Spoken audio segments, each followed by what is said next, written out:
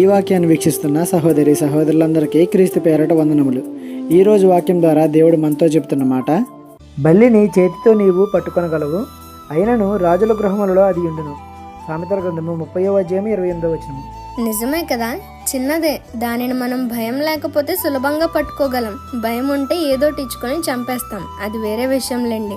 అయితే అది రాజులు అంటే డబ్బున్న వాళ్ళు, అధికారుల హౌసెస్లోకి చాకచక్యంగా వెళ్ళిపోగలదు.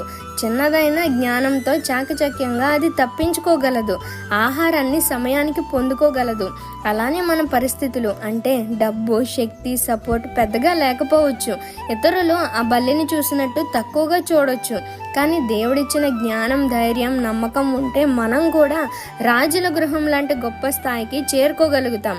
నీ మొదలు చిన్నదైనా నీ నిరంతర ప్రయత్నం, దేవునిపై నమ్మకం, నీ యొక్క జ్ఞానం, ధైర్యం తుదకు పెద్ద ఫలితాన్ని అందిస్తుంది. నీ స్థాయి మారుతుంది. ఈ చిన్న సువార్త పరిచర్యలో మీ సహోదరులు. God bless you. ఆమేన్.